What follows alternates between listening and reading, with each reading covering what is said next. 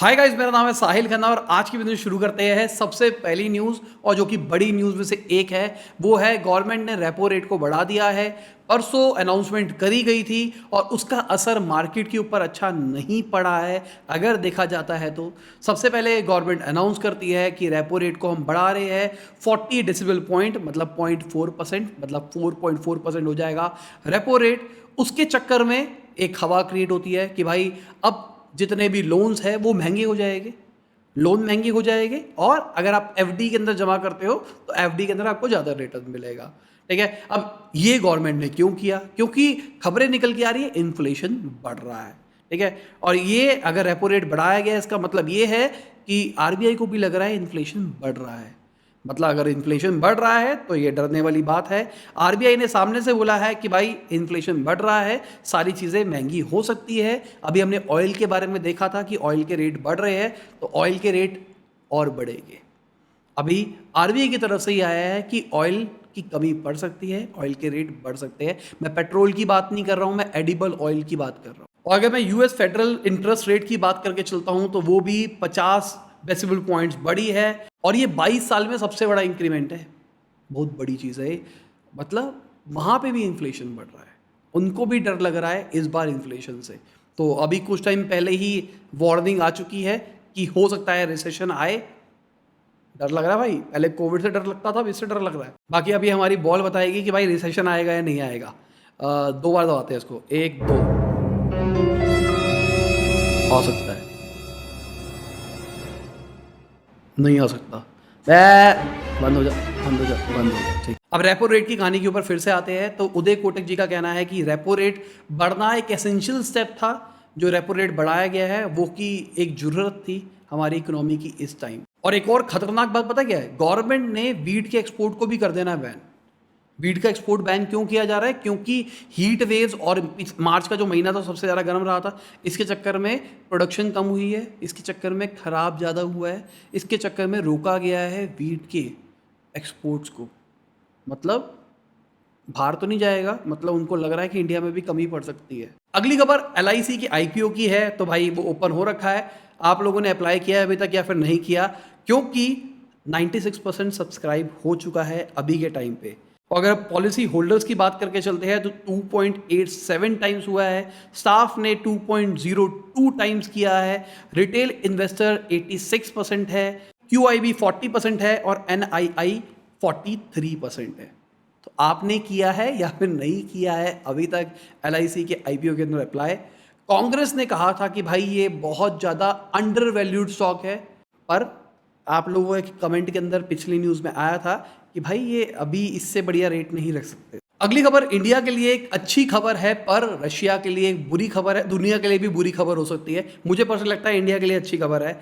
European chief ने बोला है कि रशिया के ऑयल एक्सपोर्ट्स को कर देंगे टोटली बैन। किसी भी तरीके से अब रशिया का ऑयल यूरोप के अंदर नहीं आएगा। अब रशिया वालों का कहना है कि हम रास्ते ढूंढ रहे हैं कि कैसे इन सारी चीज़ों से बचा जा सकता है। अब इंडिया वाले रशिया से ऑयल खरीद रहे हैं और पहले भी डिस्काउंटेड रेट के अंदर खरीदा है। डिस्काउंटेड रेट का मतलब अगर मार्केट में $100 पर बैरल चल रहा है तो ये कह रहे हैं कि भाई हमको 95 में दो।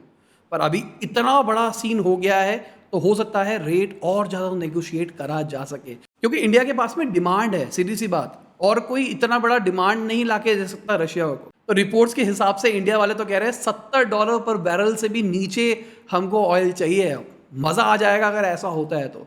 अभी हम बात करते हैं ना कि भाई ऑयल के ऊपर जो लड़ाइयाँ चल रही है, सबसे सस्ता ऑयल हमारे देश में मिलेगा फिर अगर ऐसा होता है तो। अगली खबर जोमेटो की है तो जोमेटो के शेयर मार्केट में बुरे रिजल्ट्स कॉन्टिन्यूसली आते जा रहे हैं। अगेन उन्होंने रिकॉर्ड लो छुआ है, 61.50 पे पहुंच गए हैं, 4.58% वो घटे। जब उन्होंने अपना आईपीओ निकाला था जुलाई 21 के अंदर तब 72 से 76 रुपीज़ का प्राइस बैंड रखा गया था। और अगर मैं इनके ऑल टाइम हाई की बात करके चलता हूँ तो तकरीबन 142.45 था 2 जनवरी तक। उस टाइम इस साल की स्टार्टिंग में तो सब कुछ सही लग रहा था, सब कुछ ऊपर ऊपर, जो भी आईपीओ ऊपर ऊपर ऊपर। उसके बाद जब पेटीएम का आईपीओ आया उसके बाद में सब कुछ बुरा होना शुरू हो गया। और लॉजिकली पेटीएम ने ऐसा कुछ बुरा नहीं किया था, सारे आईपीओज में ही बहुत बड़े बड़े फ्लॉज थे जो कि बहुत सारे कॉमन लोग नहीं समझ पा रहे थे। आईपीओ। और बहुत सारे लोगों की कमेंट भी आई थी पिछले न्यूज़ में, मैंने देखा था कि भाई जब से मेरे पेटीएम में पैसे डूबे हैं ना, मैं किसी भी आईपीओ में पैसा नहीं लगाऊंगा। अगली खबर अमेजोन की है, तो उन्होंने अपना एक्सपोर्ट टारगेट इंडिया से डबल कर दिया है। वो कह रहे हैं 2025 तक $20 बिलियन का एक्सपोर्ट किया जाएगा इंडिया से। अच्छी खबर है मेरे हिसाब से। इन्होंने अपना ग्लोबल सेलिंग प्रोग्राम निकाला था इंडिया के अंदर 2015 के अंदर, और अभी तक 1 लाख से ज़्यादा एक्सपोर्टर्स इनके साथ में जुड़ चुके हैं, जो कि ग्लोबली अपना प्रोडक्ट बेच रहे हैं अमेजोन से। क्या उनमें से आप भी एक हो? अगर हो तो नीचे कमेंट में अपना वैल्यू एडिशन जरूर डालना कि आपको कैसा लग रहा है। अगर एक्सपोर्ट की बात ही कर रहे हैं तो इंडिया के सर्विस एक्सपोर्ट्स की बात कर लेते हैं। इंडिया के सर्विस एक्सपोर्ट ने नया रिकॉर्ड छुआ है, $254.4 बिलियन पे पहुंच गया है फाइनेंशियल ईयर 22 के अंदर, जो कि तकरीबन 19 लाख करोड़ होता है। और मार्च के महीने के अंदर रिकॉर्ड तोड़ हुआ है, तकरीबन $26.9 बिलियन का एक्सपोर्ट हुआ है। अब मेरे जैसे लोग बोलेंगे हम भी इसमें से एक पार्टिसिपेशन है, हम भी एक्सपोर्ट करते हैं। सबसे पहला है ट्रांसपोर्ट। ट्रांसपोर्ट में सबसे ज़्यादा एक्सपोर्ट ऑफ सर्विस हुआ है। सेकंड हुआ है टेलीकम्युनिकेशन। उसके बाद में आता है कंप्यूटर एंड इंफॉर्मेशन सर्विसेज। हम तीसरे नंबर पे, हमारी कैटेगरी, मतलब हम डिजिटल मार्केटिंग सर्विस प्रोवाइड करते हैं, जिनको नहीं पता। अगली खबर अडानी ग्रुप की है, तो मुंबई एयरपोर्ट पे उन्होंने $750 मिलियन रेज किए हैं अपोलो से। अब ये जो पैसा रेज किया गया है ये फाइनेंसिंग के लिए यूज होगा, जो उन्होंने लोन वोन ले रखे हैं उसकी रीफाइनेंसिंग करेगी इस पैसे से। अगली खबर इंडिया और यूएई की फ्री ट्रेड पैक्ट की है, तो इंडिया ने 1157 प्रोडक्ट्स को हटा दिया है अपनी लिस्ट से, जिसमें इंक्लूड होता है टीवी, पिक्चर ट्यूब्स, टॉयज। अगर आप ये ध्यान से समझने की कोशिश करोगे इन कीवर्ड्स को, ये कीवर्ड्स की फैक्ट्रियाँ इंडिया में सेटअप कर रही है हमारी गवर्नमेंट, इसलिए इनडायरेक्टली वहाँ से रोका जा रहा है। क्योंकि वहाँ से अगर प्रोडक्ट आएगा तो उस पर ड्यूटी नहीं लगेगी, वो सस्ता पड़ेगा, तो इंडिया फ्लरिश नहीं कर पाएगा उन प्रोडक्ट्स की मैन्युफैक्चरिंग के अंदर।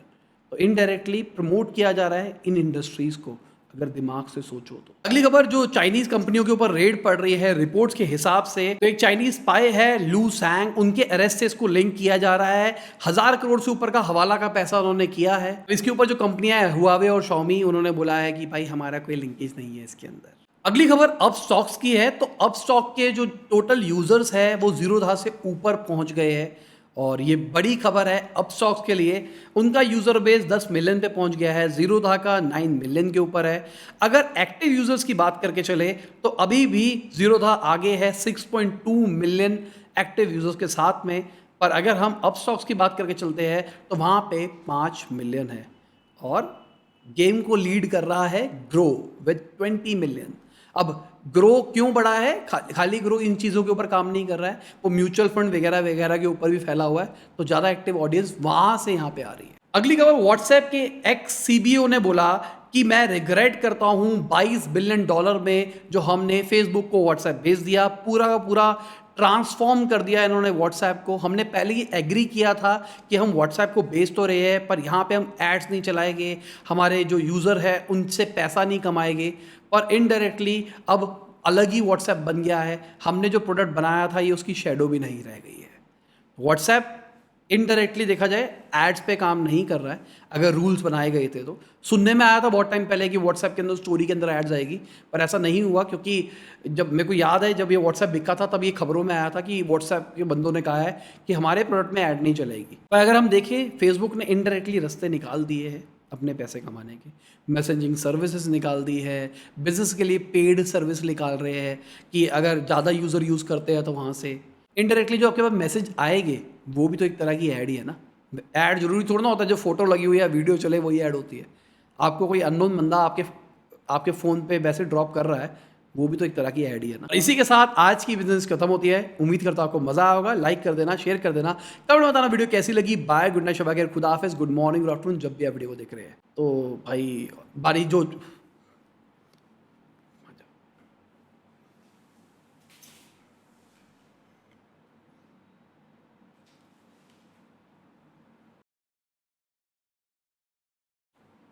ये देखो ये मक्खी है, मक्खी।